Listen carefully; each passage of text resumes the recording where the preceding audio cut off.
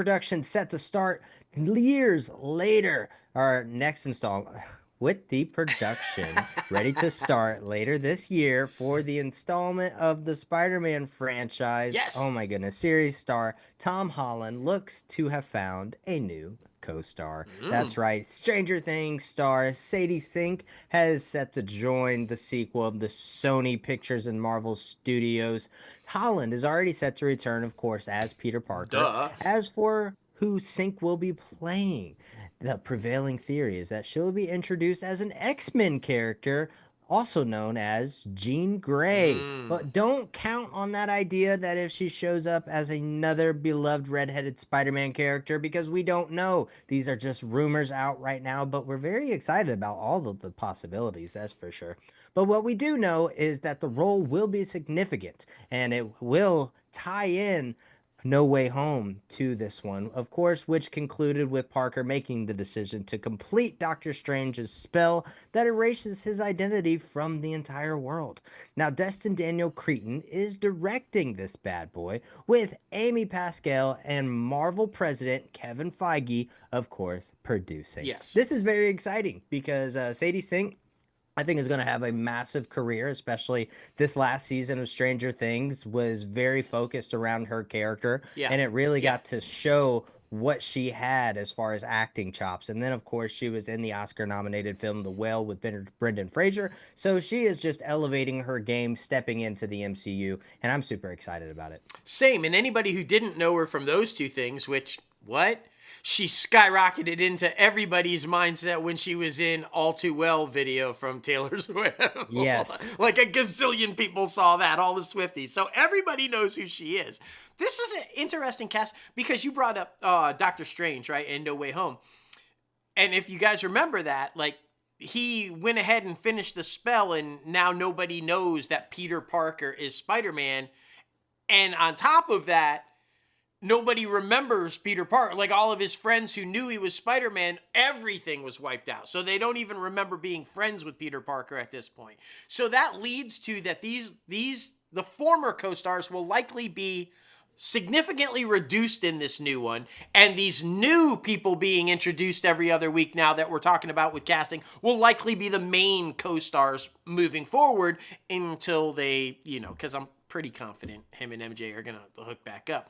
But that is one of the rumors when you said beloved redhead. Many people are theorizing that this could be MJ, Mary Jane Watson. Remember, there's been speculation as to whether Zendaya is or is not MJ. Her name in the movie is Michelle Jones. It's not Mary Jane. And many people think that she was just a variant and not the actual MJ. Well, a college-aged redhead entering the scene could very well be just that if it's not Jean Grey. Jean Grey's an interesting thing for me, though, because this would set the tone of what age we're looking to introduce the X-Men with, right? This would be still the late teens, early 20s kids at Professor X's school, which would imply to me the original five. It would be the original five, which would be very interesting. I think that's what a lot of people want to see is the original five and young, just getting started. So that could be. But I have my own theory. I have a theory that it's not either one of those, Mary Jane Watson or Jean Grey. Here's a kicker, because I was a fan. I loved it as a kid. Everybody loved it as a kid. Spider-Man and His Amazing Friends. What if she's Angelica? What if she's Firestar? That would be badass to introduce Firestar into the MCU. And she's a mutant, so it gives us another mutant. She is friends with Spider-Man. It could be a way to introduce Iceman before the X-Men.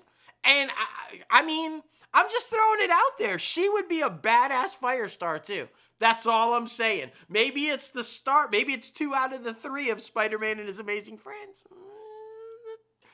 I would love to see that. I would love to see Me that. That's too. for sure. Especially with the MCU kind of going through its whole new change with, the old established characters like the original Yes. six kind of moving on from, of course, they'll have little pop-ins here and there. We've already confirmed some people coming back, some people not.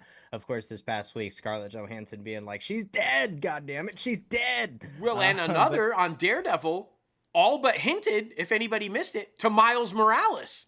yep. So we might be seeing Miles Morales' Spider-Man show up in Daredevil before a Spider-Man movie. It would That be would be crazy, crazy, but what right? I was getting to was that I would just love to see the MCU go to the younger direction, build Yes. up the younger cast so that they will be established for years to come. Because we know that, when Iron Man got signed on, Robert Downey Jr., Chris Evans, Scarlett Johansson, they were all a little bit older. Not old, but just older, Yeah, probably in their yeah. later 30s. And then, of course, carrying into where they are today, which, late 40s, 50s, kind of like that age range. So I think if you want the MCU to stay successful, you keep it young and you keep it fresh because you have people like a Tom Holland, Sadie Sink, Millie Bobby Brown, not to continue with the Stranger Things cast, but still, I just think you should keep it young. I think that would make it more appealing for the younger audiences moving forward to stay entrenched with the superhero universe. Well, and it seems like it could be heading that way. We've already known because of the leaked concept art, the Young Avengers, they are indeed moving forward with the Young Avengers, which is all young people, right? Even with Daredevil with White Tiger, spoilers if you haven't watched it, his younger sister takes over. So it's a Mhm. younger female version of White Tiger that we could see moving forward. So there is opportunity. And like I said, if it is the young 20s, late teens, young 20s for the X-Men, that gives you such a span to run that franchise if they're young. And you pump them out every 2 or 3 years. Don't wait 5, 6 years in between because then they'll age out real quick. But if you time it properly, you're right. That would give us a nice shelf life for the X-Men. But and even if it's Firestar, if you I mean you could there's possible spin-offs. Maybe you are setting up the X-Men, but you could also do a spin-off of Spider-Man and his amazing friends. And yeah, there's so many possibilities that they could go with if they do what you're saying and go young. And then you've got the Daredevils and a few of the other older characters that could still be the groundwork, right? The mentors, if you will, kind of a thing. But I like the idea of young. Like you said, I think that's a good I think that's the future. I think that's the future. Completely agree. Completely.